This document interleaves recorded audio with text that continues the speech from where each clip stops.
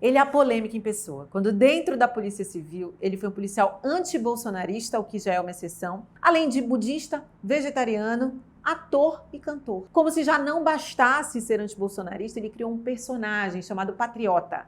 Atenção, patriotas! Dessa invasão do Capitólio, que o Trump mandou e o Dudu Bananinha disse que aconteceu mesmo no Brasil. E esse personagem viralizou no Brasil porque faz uma sátira ao governo Bolsonaro. Esse personagem ajudou ele muito provavelmente a se eleger como um dos vereadores mais bem votados do país.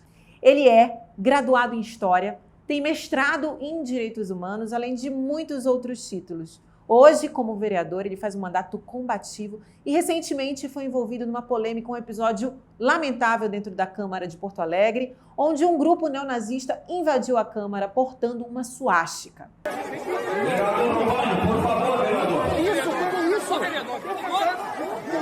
Ele não cabe em nenhum rótulo, ele não cabe em nenhuma caixa. Eu vou conversar com o Leonel e você não pode perder, porque eu vou sim incomodá-lo. Eu quero começar te fazendo uma pergunta, te apertando um pouquinho. Você é um personagem, afinal de contas, o Leonel é um personagem ou você realmente é assim? Essa é uma boa pergunta. Eu considero que essa atuação que a gente faz é um personagem. Um personagem, não que seja um personagem irreal, mas ele tem existe uma estratégia por trás, né, do que a gente se propõe, no sentido de ter várias características que remeteriam a uma lógica da extrema-direita, e a gente ter essa percepção, o fato de ser homem branco, hétero, classe média, policial.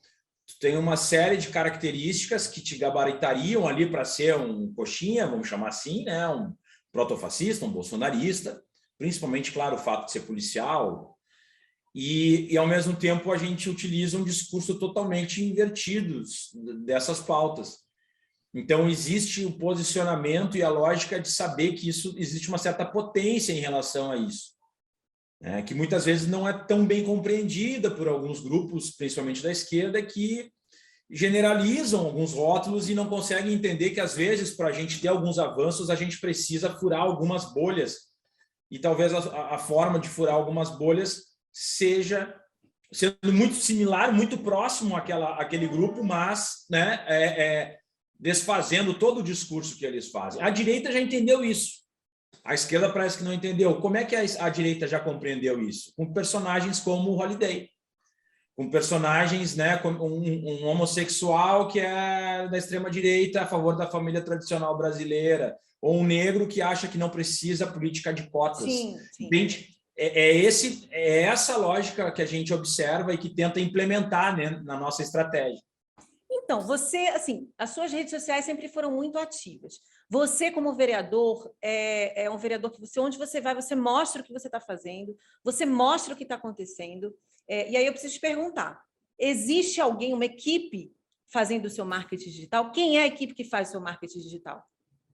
Somos nós todos ali do mandato, né? Claro, às vezes tem ali o Cris, a Isabelle, a Júlia, que mais naquela demanda do tipo, quem é que pode subir agora o vídeo, porque a gente, né, alguma edição que precisa fazer, o Cezão, que faz alguns vídeos nossos mais editados. Mas as ideias, as criações. As ideias vêm, basicamente, vai sendo lançado coletivamente. Muitas vezes eu trago, a maioria das vezes eu trago a ideia, a gente debate coletivamente e aí executa. Mas, por exemplo, o Patriota ali, que é esse personagem, né, que a gente criou, foi uma invenção minha, da minha cabeça, assim, porque eu já trabalhei, né, 10 anos como ator, eu venho de uma família de artistas, e eu acredito músico que a também, sátira... né? Você também é músico. Músico, e eu acredito que a sátira seja um dos principais fatores políticos que a gente deveria utilizar mais, sabe?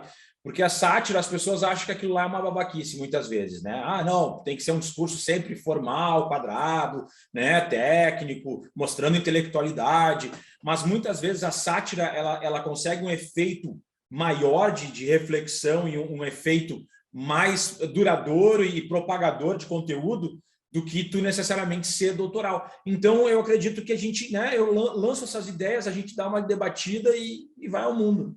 Você acha que no Twitter se formou ali uma bolha intelectual, onde você muito pouco consegue, de fato, alcançar transformações efetivas? Porque, assim, hoje a gente tem um país, né, em que o bolsonarismo tem pelo menos aí uns 30%, que não vai mudar, né? E enquanto no Twitter se está problematizando, por exemplo, a música do Thiago York, que fala sobre a desconstrução da masculinidade, você tem uma massa que está passando fome, você tem uma massa que está comendo osso, pé de galinha, né? E quem se aproxima dessa massa são as igrejas neopentecostais, que, infelizmente, são conservadoras. Essa intelectualidade excessiva da esquerda, ela prejudica o trabalho efetivo de transformar a sociedade?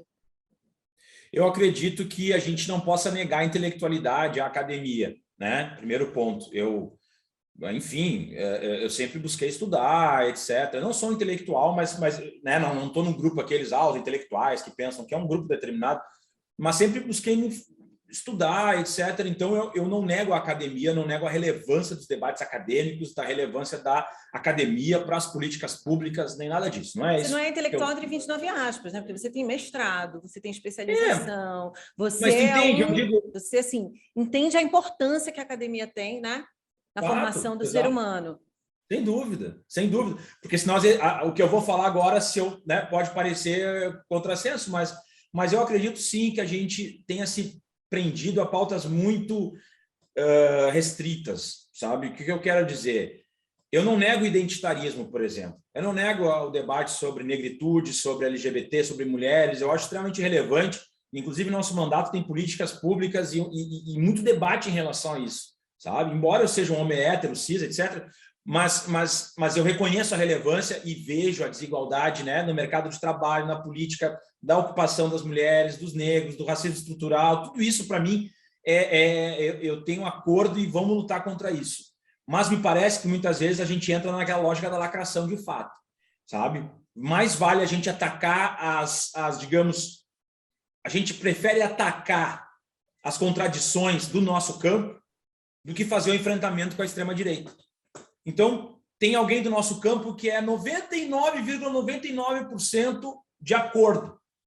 Se ele 0,1% que ele saia um pouco do que é esperado naquela pauta dura, ele é cancelado. E aí começa a perder seguidores. E começa a diminuir a repercussão daquela... Eu já fui vítima várias vezes sobre isso. Já fui vítima várias vezes. E eu sou peixe pequeno, vai pegar pessoas que têm, né, muito mais relevância nas redes sociais e que vão passar por isso. E aí o que acontece? Ao invés de a gente estar, por exemplo, no meu caso policial, ao invés de um determinado grupo progressista pegar os policiais da extrema-direita, que são youtubers, que têm redes muito maiores que a minha, muito maiores, assim, 10 vezes maiores, 20 vezes maiores que a minha rede social, ao invés de ir para o embate, né, digamos, em massa de um campo da esquerda para criticar, para denunciar, preferem se voltar contra qualquer coisa, para uma vírgula que não dá, bate em alguém que é do nosso campo. Isso é o meu exemplo. Mas isso acontece com vários militantes do campo da esquerda que têm um mínimo de repercussão nas redes sociais, né? E isso acontece. E aí a gente fica nesse embate interno que não agrega ninguém. Por quê? Porque esse grupo, por exemplo, vamos supor, pessoas que gostavam, né, das minhas postagens, daí descobrem alguma coisa, nossa, eu não sabia. Aí começam a deixar de seguir. Essas pessoas não vão migrar. Elas vão ficar no mesmo campo, e a gente não agrega. A direita não vai agregar para a gente a partir disso, entendeu? E a gente vai enfraquecendo algumas pessoas, mas simplesmente dividindo internamente, quer dizer, não saímos da bolha, só enfraquecemos, né, o nosso campo. Isso, para mim, é fato. Aí esse processo acaba sendo mais segregador do que agregador, né? Você falou de algo aqui que é muito importante. Você, como policial civil, já é uma desconstrução por si só, né? Porque, em sua maioria, os policiais civis os policiais como um todo, civis ou militares, são bolsonaristas. Então, quando a gente vê um policial sendo anti-Bolsonaro, antifascista, por si só, essa imagem já desconstrói muita coisa. Você abre o seu quadro Sem Filtro, falando todos, todas e todes. Boa noite a todos, todas e todes. Né? Então, você tem uma consciência Você tem um olhar sobre consciência de classe, embora você seja um homem hétero, né, branco, e que você ocupe um lugar de privilégio. Aí eu quero saber de onde vem esse olhar sobre a consciência de classe. Eu penso que a gente reproduz os preconceitos e por isso que eu digo assim, eu não acredito que exista homem feminista, por exemplo. Não acho que seja possível existir homem feminista, sabe? Acho muito difícil o homem dizer, ou um branco que ele pode ser antirracista, mas que ele diga, eu sinto racismo. Não existe isso. Né? Eu chamo de feminista. Eu falo que é feminista. Mas tem gente que... eu não gosto, sabe? Eu não gosto nem desse discurso do desconstruído. Eu me sinto mal porque a gente vai reproduzir, porque a gente está imbuído dentro de uma sociedade que age dessa forma, que tem essa lógica, e a gente tem isso intrínseco. A gente tem que se combater, né? E batalhar internamente para ir construindo novas perspectivas e uma nova sociedade. Mas eu penso assim, por exemplo, a minha mãe foi fundadora do Partido dos Trabalhadores. O meu pai era diretor de teatro, né? O meu pai brisolista, por isso que meu nome é Leonel. Então, quer dizer, essa luta, assim, né, já vem do berço. Né? Eu nasci na constituição do PT. O PT tinha recém sido criado, minha mãe ainda em função de reunião de sindicato dos bancários, greves e diretas já, toda aquela função. Então, era bebê de colo e estava nesse meio. O meu pai, por ser diretor de teatro, e eu conviver direto, né? Porque eles eram separados, então eu ficava um tempo com meu pai, um tempo com a minha mãe e tal, durante a semana com a minha mãe, fim de semana com meu pai e tal. Mas eu convivia com a área da cultura, principalmente do teatro, que era, desde sempre, foi um espaço muito diverso, né? Onde a diversidade sempre foi preponderante, tanto em termos raciais quanto em termos de orientação sexual, enfim, né? Vários tabus ali não existiam no teatro, mesmo na década de 80, já eram tabus vencidos. Né? Os governos fascistas atacam tanto a cultura, né? Exato. Por exemplo, o NU, orientação sexual, diversidade, né? Não existia isso dentro do teatro. Né? E eu sempre digo, para mim, um ator ele tem por obrigação ser uma pessoa com empatia. É uma obrigação dele. Quem trabalha com arte tem empatia. Porque se tu não tiver empatia, tu não vai conseguir ser um bom ator, um bom músico, porque tu nunca vai saber sobre o que tu está falando. Então, a arte por si só, ela força essa situação de empatia. Isso é o que falta na nossa sociedade. Né? Tu não precisa concordar com a pauta do outro, mas que tu enxergue o outro. Olha, essa pessoa sente assim por isso, ela pensa assim por aquilo. E a arte, então, desde criança, eu acho que isso sempre foi uma possibilidade, um certo laboratório, né? E aí juntando com essas pautas aí sociais e de lutas, né, de sindicatos, de formação de partido. Meu pai também foi muito importante no PDT e tal, foi um dos fundadores do PDT. Então, eu sempre participei disso desde criança. Mas aí, de onde é que veio a vontade de entrar para a Polícia Civil? Né? A sua mãe petista, o seu pai ator. Diretor, meu pai era diretor e dramaturgo, escrevia peças teatrais. Tá, da arte, né? A minha irmã era atriz e diretora. Pois é, família toda da arte, família toda de esquerda. De onde é que surgiu a vontade de entrar para a Polícia Civil? Um ambiente majoritariamente conservador. Tu sabe, quando eu fiz o concurso em 2010, a percepção que a gente tinha da polícia não é a percepção que a gente tem hoje. Sim. A percepção que a gente tinha em 2010, se for pensar, que eram governos, né, saindo do governo Lula, entrando no governo Dilma, e a gente tinha uma outra percepção de que a polícia ela estava se modificando, né, após algumas políticas públicas de incentivo, de valorização profissional, de nível superior, enfim, se tinha 2010 não era a visão que a gente tem hoje da polícia, não era essa a visão, a gente tinha a visão assim, a polícia sempre foi algo difícil e tal, mas nesse momento ela está se modernizando e tem uma nova perspectiva de atuação mais técnica, mais intelectualizada, etc. Era assim que se via a polícia em 2010. E eu estava trabalhando na época na Secretaria da Segurança Pública, estagiando lá, e eu também já tinha ministrado cursos aí de algemação, defesa pessoal, para alguns grupos da polícia, porque eu pratico Aikido, que é uma arte marcial japonesa, e aí com o meu sensei, ele estava ministrando cursos e eu ia junto, então ministrei cursos para a Polícia Militar, para a Guarda Municipal, seguranças do Transurb. Então, eu gostava dessa parte técnica, sabe? De imobilização, defesa pessoal, algemação, e essa parte operacional. E eu estava no momento que eu pensei assim, pô, eu estava fazendo Direito, meu segundo curso, né? Eu já estava fazendo a segunda faculdade, eu pensei... Qual foi a primeira faculdade? A primeira faculdade que eu me formei foi em História. Tá. E licenciatura, então sou professor, né, por formação também. E aí eu estava no segundo curso fazendo Direito, cursando Direito, eu pensei, mas isso para mim tem coerência, sabe?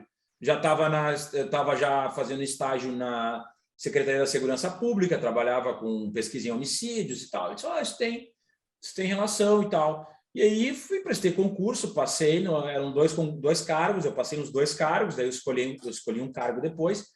E aí foi para mim muito natural, entende? Não tinha uma contradição, assim, né? Porque a gente sabe também que o trabalho de ator é muito complicado, demanda muito, como iniciativa privada, né? Demanda muito público, cachê, ter o ingresso comprado na bilheteria, e aquilo começou a me preocupar. Eu estava com a minha filha, eu disse assim, pô, além de tudo, ainda tem essa questão, né, de ser servidor público, que é um cargo importante e tal. E aí, vou estudar e estava a ver, e aí eu fui fazer, entendeu? Leonel, você é vegetariano. Por quê? Geralmente a pessoa que é vegetariana ou tem compaixão pelos animais ou tem alguma intolerância, né? O que te levou a se tornar um vegetariano? Desde criança, na verdade, eu fui, quando criança, vegetariano. Porque muito por influência dos meus tios, né? Eles praticavam yoga e tal, faziam meditação e participavam de um grupo, né, Ananda Marga. Então tinha muito essa lógica imagina, os meus tios são vegetarianos há quase mais 50 anos, né? Então imagina, eles foram meio precursores assim aqui. E eu convivia muito com eles também, e para mim, quando criança, era algo natural. Aí você também não bebe, né? Você parou de beber ou você nunca bebeu? Não, é maluco isso, né? Mas na época ali, quando eu era adolescente, beber com 14, 15 anos não era uma coisa assim. Hoje em dia a gente já fica mais chocado, né? Mas não era. Então. Chocado como? De ver adolescente bebendo? Hoje em dia a gente tem uma visão mais crítica sobre adolescente. Sim, na nossa época. Quantos anos você tem? Eu fiz 40, né? Então... eu tenho 36. Na minha época, com 15 anos, quem não tinha bebido ainda era uma coisa tal. Mas hoje em dia a gente já olha assim, sim. Cara, se faz igual, mas existe uma visão mais crítica, né? As pessoas têm uma visão assim meio muito novo. Sim. Mas não é. Então, dos 14 até os 16 ali que eu bebi e tal, mas não era, eu não gostava e tal. E, claro, daí quando eu optei, assim, por né, ter essa lógica, eu não resolvi, vou largar a bebida e também vou deixar de comer carne, porque tinha uma parte do vegetarianismo era muito forte. Embora hoje eu pratique o Zen Budismo, e no Zen Budismo isso, né, o vegetarianismo e o não beber também não é um dogma ali, né? Não, as pessoas acham que é por causa do budismo e tal. Eu disse, não, no budismo não trabalha esse aspecto, né? Então, é uma questão mais minha mesmo, pessoal, que eu escolhi e sigo até hoje. O budismo não é uma religião teísta, né? O budismo não. É muito mais uma filosofia, embora também seja uma religião. Aí, já que tu tocaste nesse assunto, eu vou ter que te perguntar. O budismo, ele prega o desapego, né? E aí, o budismo e a política não são coisas... É até uma curiosidade pessoal, porque pelo que eu conheço o budismo, e sou uma admiradora do budismo também, política e budismo não são coisas incongruentes? Eu acredito que o budismo ele é muito crítico, né, em relação à participação política, porque ele considera que está lidando com o ego, né? Porque a política ela lida com a personalidade, ela lida com essa lógica de opinião, né? Pertencimento, né? De eu sou isso, eu sou aquilo, né? Exato. Isso é uma coisa que eu não... É a parte da política que eu não gosto, sabe? Essa parte mais personalista, assim. Mas, ao mesmo tempo, eu compreendo que se a gente tiver essa lógica de personagens em determinados espaços e que a gente tem a percepção real que tudo é... Por isso que eu sempre digo assim, eu não sou vereador, eu estou vereador, entende? Porque... eu acredito que está ocupando personagem, um papel, né, naquele momento, mas que tu não pode te considerar que aquilo é teu, que aquilo faz parte da tua constituição, né? E é importante que a gente tenha disputas em alguns espaços, porque, caso contrário, eu penso muito com uma metáfora em relação ao nazismo, né? O budismo ele trabalha muito como uma não dualidade, que todos, né, não existe bem e mal, não existe certo e errado, né? Não, né, mais ou menos nesse aspecto, bom e mal, né? Mas se nós não quer dizer que, por exemplo, as pessoas possam sair matando aí deliberadamente, entende? Que as pessoas possam te fazer mal, porque afinal de contas tu não pode fazer mal a ninguém, né? Existe esse conceito que muitas vezes tu tem que ter uma posição para não deixar que aquilo que vai ser negativo, vamos chamar assim, então nesses termos, não sei bem como, né, explicar de forma mais clara, mas que a gente não deixe aquilo que vai lesar uma coletividade ou trazer um dano para uma coletividade possa prevalecer. Então, muitas vezes, a gente vai ter que tomar posições que serão contrárias àquilo que a gente consideraria como dharma, vamos chamar assim, como aquilo que é o mais adequado, para se posicionar para ter um dano menor. Agora, outro ponto, né? Nós, seres humanos, não somos potenciais Budas. Nós, né, muito poucos conseguiram a iluminação e dizer, não, eu não tenho nenhum tipo de ódio, eu não tenho nenhum tipo de contradição, eu não tenho nenhum tipo de dualidade.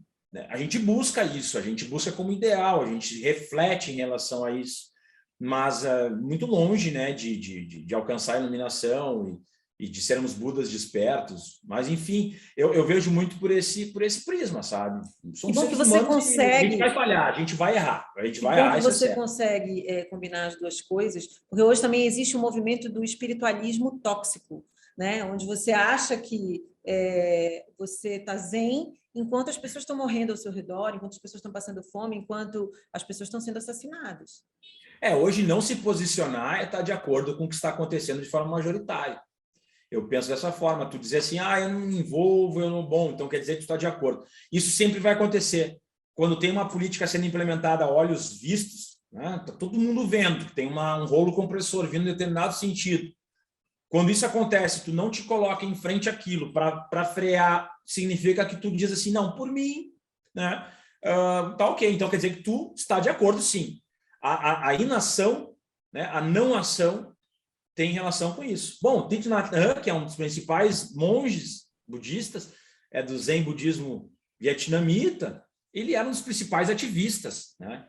Na Guerra do Vietnã, principais ativistas aí pela causa da paz mundial, etc. Mas ele se posicionava, se posiciona ainda, está vivo, mas já bem idoso, mas sempre se posicionou em relação a isso. Né? Uma posição política, não político-partidária, mas uma posição no campo político. Né? Digamos, a resistência passiva que ele impunha, vamos chamar assim, né? Assim como Gandhi, enfim, são posições, né, que se tomam e que tem uma lógica muito mais profunda. Vamos falar sobre violência, por exemplo. Às vezes a tua não violência, ela tem um impacto muito mais potente em termos de política e de mudança social do que a violência em si. Para mim, tirando as grandes guerras, que daí são guerras entre nações, mas todos os movimentos que não tinham condições de fazer frente, via de regra, né? Tem alguns casos de algumas guerrilhas que venceram tal, mas vamos chamar assim, o impacto duradouro e de expandir a não violência teve impactos muito maiores, né? Martin Luther King, Gandhi. Martin Luther King falou mais ou menos isso. O que me preocupa não é a ação dos maus, é o silêncio dos bons. Algo assim a frase dele, mas é do Martin Luther King essa frase. E é real. Eu não estou dizendo que quando vem uma agressão armada e tal, que a gente tem, vamos ser pacifistas e morrer em paz, porque não, às vezes vai ter que pegar em armas, entende? Em determinados momentos históricos. Né? Eu estou falando que não necessariamente, né, a violência seja um caminho que sempre vai ter sucesso e a não violência vai ser sempre um caminho fraco, que vai ser oprimido. Não, muitas vezes a única alternativa que as pessoas têm, um grupo tem, é a não violência. E isso, para mim, tem uma potência muito mais duradoura, muitas vezes, né, que ações mais incisivas. Né? Leonel, você acredita que a narrativa do PT destruiu a minha vida colaborou e muito com a eleição do Bolsonaro? Eu acredito que sim. O antipetismo, para mim, foi um fator essencial na eleição do Bolsonaro. Assim, eu tô realmente assim, muito feliz de ouvir isso de alguém que faz parte do PT. Eu já imaginava que eu fosse ouvir isso de você, porque você é um crítico, mesmo dentro da esquerda, você critica, a esquerda criticou a esquerda sair para a rua no 7 de setembro, mas eu escuto muito isso. Já ouvi entrevista ao Lula dizendo que o antipetismo nunca existiu, e escuto de pessoas que fazem parte do partido dizer que o antipetismo não existiu. A gente teve, na eleição de 2018, 40, qual foi o número que eu anotei aqui? 42 milhões de votos brancos, nulos, abstenção, né? E a gente sabe que essa narrativa foi muito bem construída, inclusive pelo Poder Judiciário. Então, aí eu queria te perguntar, você acha que, em 2018, o PT deveria ter lançado candidatura? Eu acredito que o PT deveria ter lançado, sim, candidatura em 2018. Agora, talvez não chapa pura, né? Acontece que tudo indica que existia uma estratégia, inclusive, do Ciro Gomes ser o candidato, né? Pelos debates que tem, que o Ciro Gomes poderia ter sido candidato, ele não concordou com aquela estratégia de segurar o Lula até o final, até os 45 do segundo tempo, para então ter a candidatura, discordou da estratégia, etc, né? Essa é a narrativa, digamos, que ninguém está discordando até agora. Isso é o que eu sei, né? Que foi falado pelo Haddad, não foi desmentido pelo Ciro, então o Lula, acho que falou isso também. Agora, uma coisa que eu quero chamar a atenção em relação, porque o antipetismo, na verdade, ele surge em Porto Alegre, é onde surge o antipetismo, através principalmente da RBS, que é a nossa Globo aqui de Porto Alegre, do Rio Grande do Sul. E a gente vê o antipetismo surgindo lá com o Olívio Dutra, que foi o primeiro prefeito do PT numa capital aqui, e ele é massacrado a partir da vitória dele, naquele momento de Lula, possível candidato a presidente, em 89, né? A gente está naquela efervescência que o PT vem ampliando. E aqui o antipetismo, então, ele se aprofunda em 98 com o Olívio governador, e aí a gente tem, então, uma campanha aberta da RBS, que chega a criar um jornal popular para atacar, tratando a pauta de segurança pública, e essa lógica de PT é corrupto, o PT lida com criminoso, que é a favor. Começa tudo muito aqui, isso. E a gente vê que quando o Lula ganha lá, começa a se expandir, né? A contaminar que tudo, por exemplo, se um político do PSDB está envolvido em corrupção, é aquele político especificamente. Se é do PT, é o Partido dos Trabalhadores. É o partido. Tudo passa a ser culpa, né? Se um membro faz algo errado, todo o partido paga. E aí se dá um nome, né? Se o fulaninho lá é do PT, o Partido dos Trabalhadores, aquilo tá em letras garrafais, né? Membro do PT, o PT não sei o quê, né? E aquilo começa a contaminar. Então, aí a gente tem os casos ali do mensalão, bem ou mal, alguns ali cometeram, de fato, né? Cometeram crimes, etc. Não vamos tapar o sol com a peneira. Mas, enfim, nada diferente da média dos outros partidos. Mas os outros partidos não colam nada, é um teflon. É um teflon. E eu não estou dizendo que a gente tem que aceitar isso como Partido dos Trabalhadores, eu estou dizendo que, bom, temos nitidamente uma régua diferente quando se trata do Partido dos Trabalhadores. E isso vai contaminando. A gente tem os meios de comunicação de forma massiva, tem o judiciário trabalhando com isso. Mas eu quero chamar a atenção. No meu ponto de vista, não adianta a gente hoje, tira o PT, ou vamos dizer que o PT mude de sigla, ou que nós coloquemos outros partidos de esquerda, vão sofrer o mesmo ataque, com a mesma lógica, o mesmo tipo de narrativa. Eu vi isso acontecer agora com a Manuela Dávila, que é do PCdoB. Ela passou exatamente o discurso antipetista, colou exatamente em cima dela, que gosta de corrupção, que é maconheira, que é a favor do aborto, não sei o quê. Entende? Todas aquelas questões que a gente já sabe que vamos comer que nem na Venezuela, comer cachorro igual na Venezuela. Então, quer dizer, o discurso antipetista só é antipetista porque o PT acaba sendo o maior partido, o hegemônico no campo da esquerda, mas se o PSOL, por exemplo, fosse o partido hegemônico da esquerda, teria o antipsolismo. Mas percebe que eu não estou discutindo aqui o mérito da narrativa que foi construída. Isso a gente sabe, né? O Lula está aí absolvido, mas naquela época, naquele momento, o Lula estava preso. né? E essa prisão do Lula, ela foi muito, muito emblemática para aquele momento e para a eleição do Bolsonaro, né? O Lula roubou o país. Nas campanhas do Bolsonaro era isso que você ouvia, né? O inimigo da nação. Eu te entendo perfeitamente. Sempre vai haver um inimigo de esquerda. Esse é o modus operandi do fascismo. No entanto, naquele momento não seria mais estratégico não ter se arriscado? E aí a gente teria evitado o Bolsonaro aí? Não, mas a questão é, se fez uma proposta para o Ciro, que seria o único candidato viável de um centro-esquerda e tal, um candidato palatável que teria algum compromisso com o campo democrático. Bom, não houve acordo por N motivos, porque aparentemente ele não concordou com uma estratégia determinada e resolveu correr paralelo. Bom, o PT não lançando candidatura à presidência, a gente tem outros efeitos, né, que são graves para um partido. Que quando tu se abdica, simplesmente, porque bem ou mal o PT pode lançar um poste. Bem ou mal o PT pode lançar um poste em nível nacional. Ele vai ter de 25% a 30% de votos. É o eleitorado que vota no PT.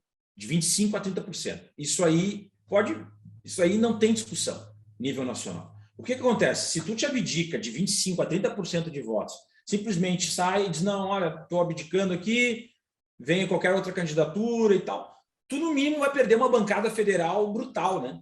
Porque tu não vai ter a sigla, a legenda, ela não vai... Isso que as pessoas têm que entender às vezes, né? Quando tu não tem um candidato à majoritária, a tua legenda perde força. Sim, sim. Todo mundo que se coloca vice, por exemplo, por que tem essa disputa? Eu tenho que ser cabeça, porque isso vai ter um impacto lá no legislativo.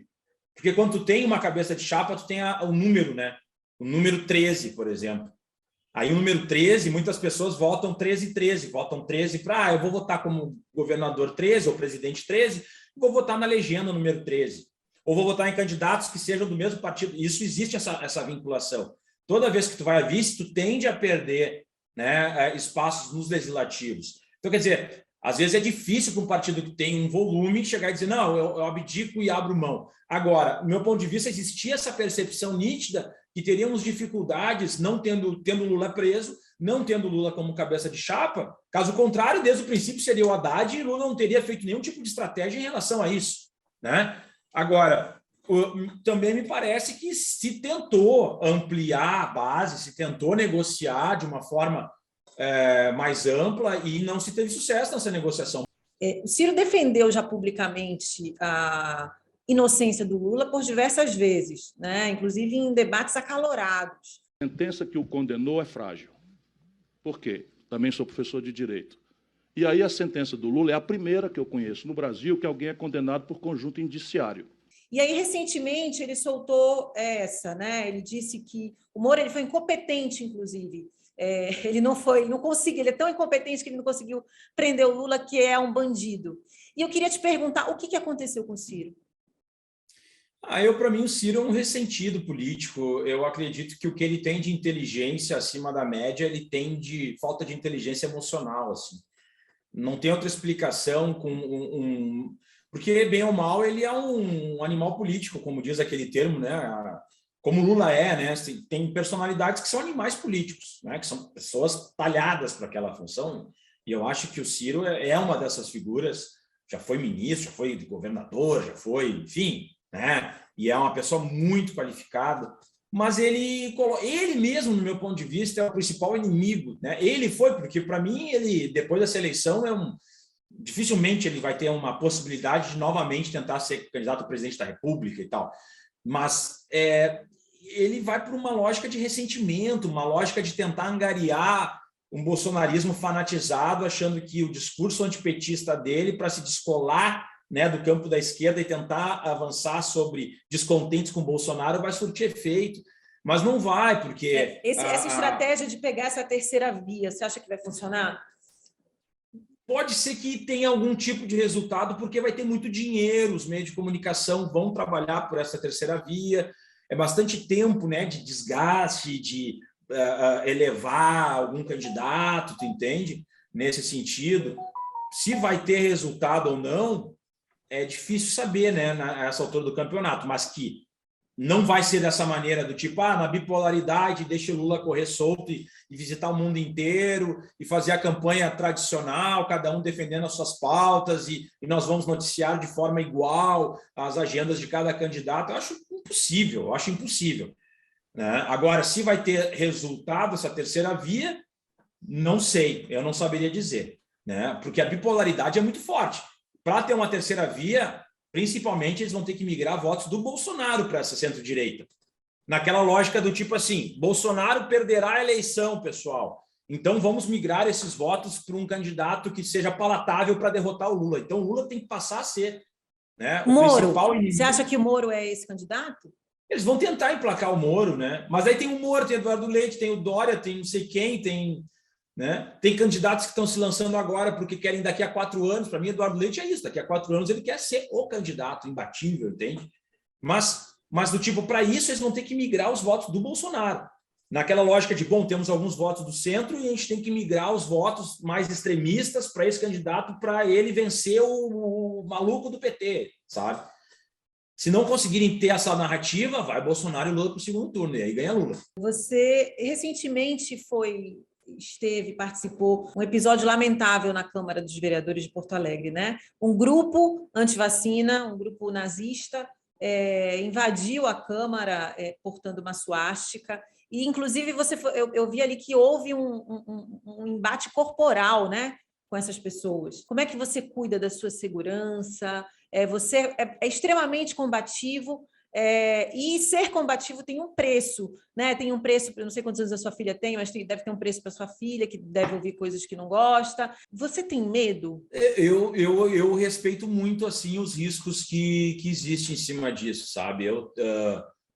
Como policial também é a mesma situação, né? Tu tá o tempo inteiro lidando com criminalidade, exposto até o fato de andar armado como policial, está sempre numa situação. O que eu penso, né? Eu tenho uma frase que eu gosto muito, né? Que a coragem não é a ausência do medo, né?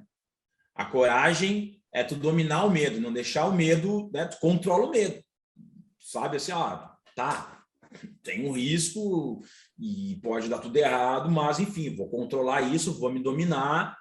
Porque o problema é aquilo, né? Quando deixa o pânico tomar conta, que daí quando tu não controla o medo, vira pânico. E aí nada não, com mais você é o funciona. contrário, não tem pânico, assim, você fica encolerado mesmo, né? Você sente de forma visceral essa revolta. A gente observa assim, muita covardia, sabe? Eu acho que esse é o ponto, né? Todo fascista, todo intolerante, todo supremacista é um covarde. Ele age sempre de forma sorrateira, ele age sempre de forma com vantagem numérica, ou pelo menos ele tem que ter uma vantagem física em relação ao agredido, ele nunca age nas normas esperadas de convivência em sociedade. Então, isso é algo que revolta de fato.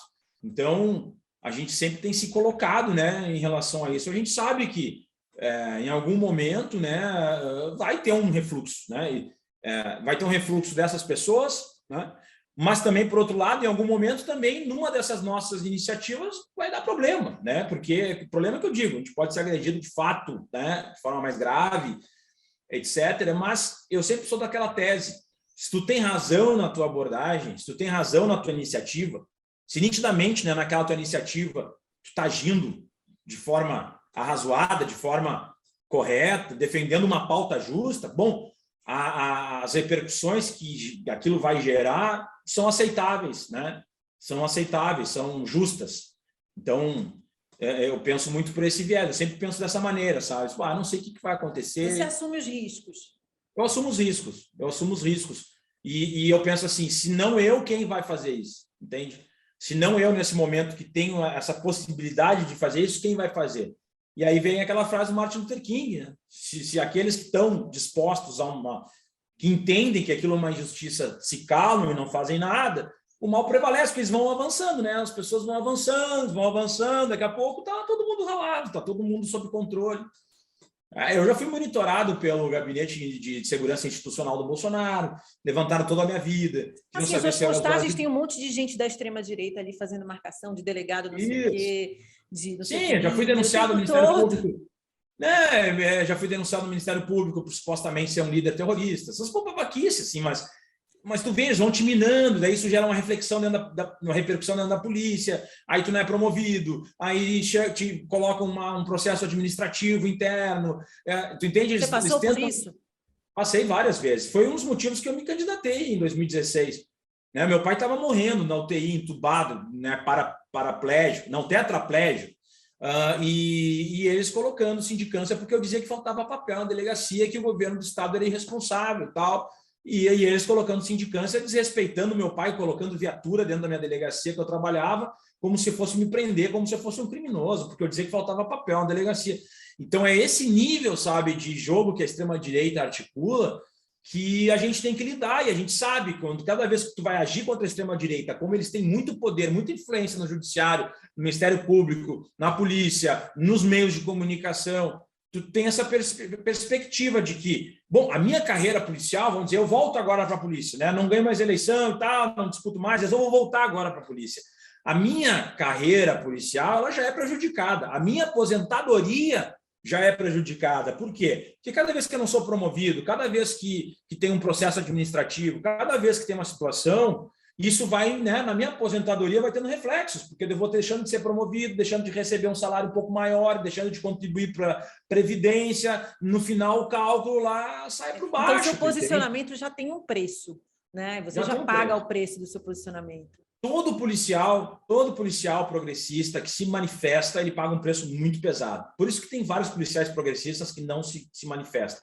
Só que daí dói muito quando o campo da esquerda fica debochando em relação a isso, menospreza aqueles policiais que se levantam contra isso, faz deboche sobre os policiais antifascismo, sabe? Faz questão de desgastar e atacar ininterruptamente os policiais de esquerda, sabe? Quando tem um policial que se candidata a algum cargo, fazem campanha contrária, sabe? São esses pontos, porque daí a gente toma pau dentro da corporação, que tende a monopolizar e hegemonizar um grupo. Se a policial tem que ser de direita, então a instituição ela trabalha para abafar. Você toma pau dos dois lados, né? Toma pau dos dois lados. Estou me ferrando aqui também. O policial de esquerda ele tem um não lugar. Ele não tem lugar no campo, né, que ele concorda, no campo da sociedade, e não tem lugar dentro da corporação. Né? E isso não é compreendido. Isso não é compreendido, sabe? Então, e isso coloca em risco, porque toda vez que tu te manifesta, dentro da polícia tu vai ser mal visto, e eles vão te deixando à margem, entendeu? Tu vai ficando cada vez mais isolado, cada vez mais sem suporte profissional, tu vai te colocando em cada vez mais situações de risco. Você pretende voltar para a polícia ainda? Qual é a sua perspectiva? Você pretende continuar na política ou voltar para a polícia? Eu sou servidor público, né? Eu sou trabalhador. Você me pergunta, eu sempre me refiro a isso. Quem que me constitui? Bom, eu sou, em primeiro lugar, trabalhador, né? Em segundo lugar, servidor público, em terceiro lugar, da área da segurança, policial. Um dia serei aposentado, então eu considero que os aposentados também são minha categoria. Logo ali na frente, né, também tem essa situação de eu ser eu trabalhei com cultura, quer dizer, eu devo tudo, né, que eu tenho na minha vida à cultura, porque foi o que pagou meus estudos, foi tudo, né, por causa da cultura, e também sou professor, né, sou formado em história e tal. Então, digo assim, esses pontos me constituem como um trabalhador, como eu ajo na sociedade, quais são os grupos que me interessam, né, qual é o que tem. Claro que tu não vai negar os outros, né, grupos profissionais, por exemplo, mas, né, e trabalhador é um campo muito amplo, aposentado é um campo muito amplo. Então, eu me vejo sim voltando para a polícia, sabe? Eu não acho que política tenha que ser profissão. Agora, são espaços que a gente tem que disputar no momento eleitoral, no momento da eleição em si, né, de ter um espaço representativo lá, um flanco naquele espaço. Bom se a gente conseguir caminhar coletivamente, horizontalmente, mas não como uma lógica de político profissional, né? Não fazer carreira na política. Esses lugares, você acha que se a esquerda não ocupar esses lugares, se os movimentos não ocuparem esses lugares, né? E acontece a mesma coisa com a mulher, né? Por que é tão importante a participação da mulher na política? Porque se a gente não estiver lá, os homens vão decidir por nós. Para a gente finalizar, você é antifascista. Você é pró o quê? Eu sou pró-democracia, pró-diversidade, porque...